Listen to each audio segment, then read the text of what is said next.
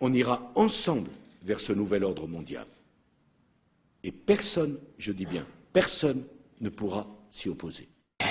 Is the first step towards Cobra domination of the universe.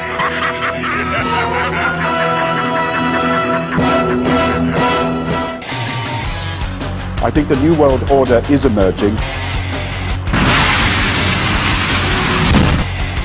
On their job, Atlantis is continuing in its due easterly course to catch up with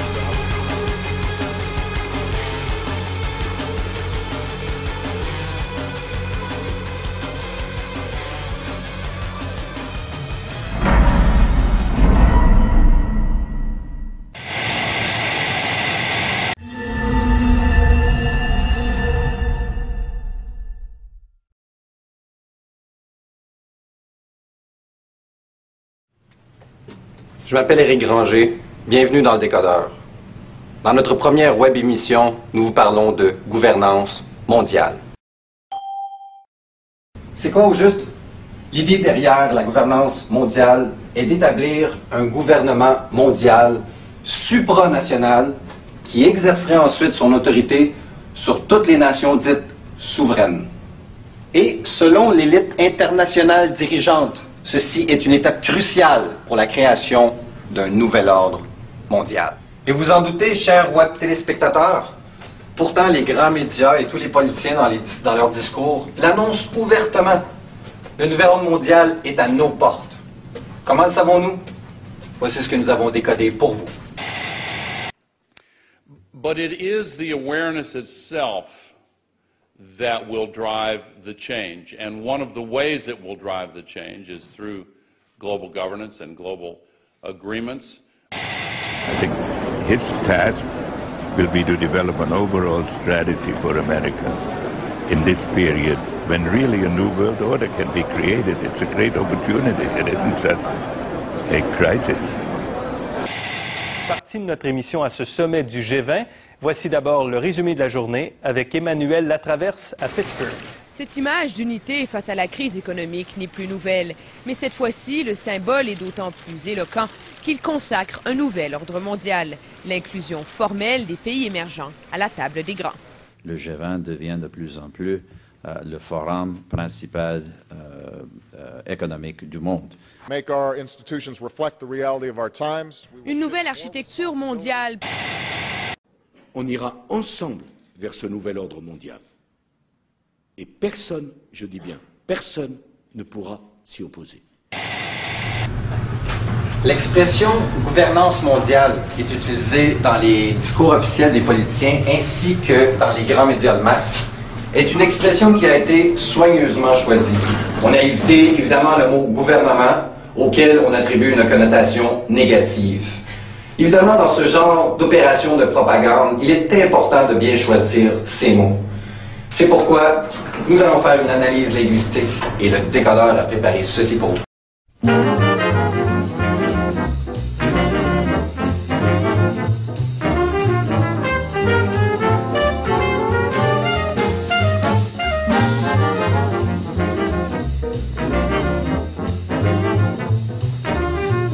Selon le multidictionnaire de la langue française, le mot gouvernance est synonyme de gouvernement d'entreprise et la définition se lit comme suit.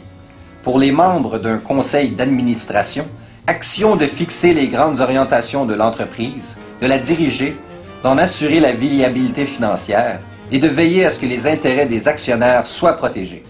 Afin d'exercer leur gouvernance adéquatement, les membres du conseil ne doivent pas être inféodés à la direction de l'entreprise. Depuis la dernière crise financière, en fait depuis 2 ans, les grands médias écrits ont annoncé la venue du nouvel ordre mondial. Ils ont insisté également sur la nécessité d'une architecture de gouvernance mondiale, soit climatique, soit sécuritaire, soit humanitaire, soit économique.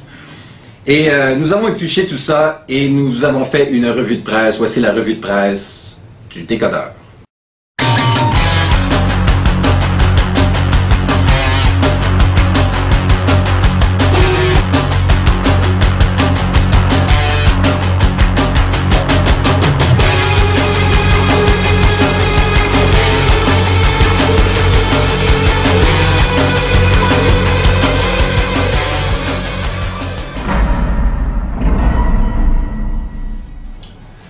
donc le premier article de cette revue de presse, le plus important, celui sur lequel on va baser notre analyse par la suite. Il s'agit d'un article de Gideon Rachman du Financial Times qui a été publié le 8 décembre 2008, donc il y a à peu près un an. Et il s'intitule « And now for world government ». Alors, et maintenant pour le gouvernement mondial. Alors, il débute comme ceci. « Je n'ai jamais cru qu'il y avait un complot secret des Nations Unies pour conquérir les États-Unis. Je n'ai jamais vu d'hélicoptère noir voler dans le ciel au-dessus du Montana. Mais pour la première fois de ma vie, je crois que la formation d'une sorte de gouvernement mondial est plausible. » Il continue plus loin. « Un gouvernement mondial impliquerait bien plus qu'une coopération entre les nations. Il serait une entité possédant des caractéristiques semblables à celles d'un État, appuyé par un corps légal. L'Union européenne, par exemple, a déjà mis en place un gouvernement continental regroupant 27 pays qui pourrait servir de modèle, selon lui, M. Rachman.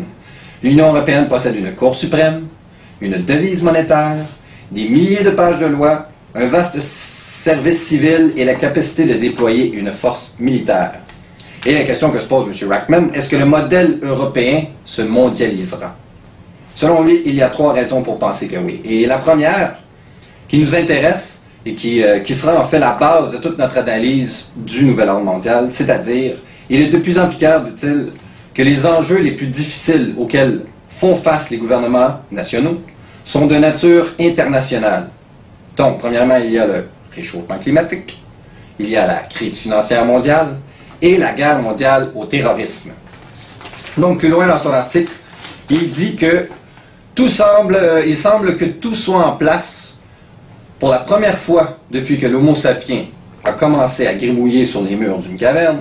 Il y a un argument, une occasion et les moyens de franchir des étapes sérieuses vers un gouvernement mondial.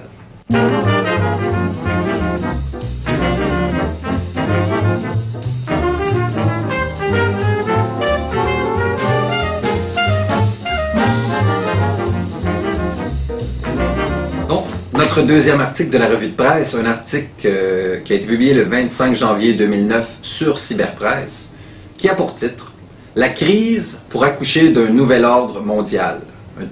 Un texte de l'agence France-Presse qui va comme suit. « La crise financière ne doit pas être une excuse pour un repli dans le protectionnisme, mais plutôt être vue comme l'accouchement difficile d'un nouvel ordre mondial », a averti le premier ministre Gordon Brown.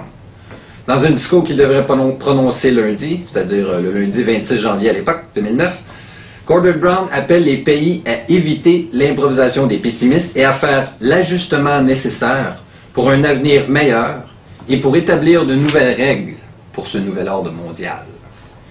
Plus loin, il dit « Ou bien nous pouvons prendre ces menaces et ces défis auxquels nous sommes confrontés aujourd'hui comme les contractions douloureuses pour accoucher d'un nouvel ordre mondial. Et notre tâche aujourd'hui n'est rien de moins que de permettre une transition pour un nouvel ordre international au bénéfice d'une société mondiale en expansion. »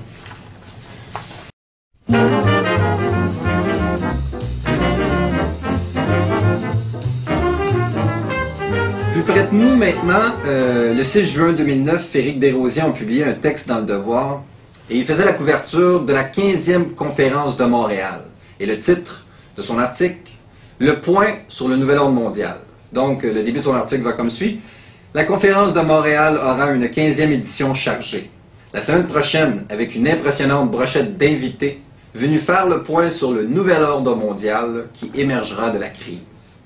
Placé sous le thème « S'adapter au nouvel ordre mondial », cet événement de 4 jours qui a débuté lundi, on se penche notamment sur la gouvernance de l'économie mondiale.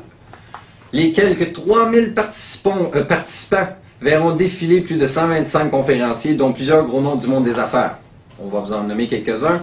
L'ancienne secrétaire d'État américaine durant les années Clinton, Madeleine Albright, le nouveau prix Nobel de la médecine, Luc Montagnier, les dirigeants du Fonds monétaire international ainsi que de la Banque mondiale et de l'OCDE, les PDG de General Electric et de Gaz de France-Suez, les économistes en chef de Goldman Sachs, et il y aura également de nombreuses vedettes locales, comme le premier ministre du Québec, Jean Charest.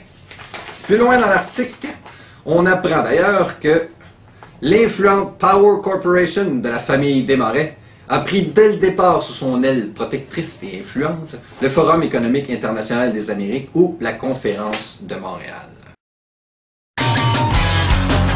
Dans notre prochaine web émission, nous irons dans le détail pour vous expliquer l'architecture derrière le nouvel ordre mondial et comment s'articule la propagande qui l'anime.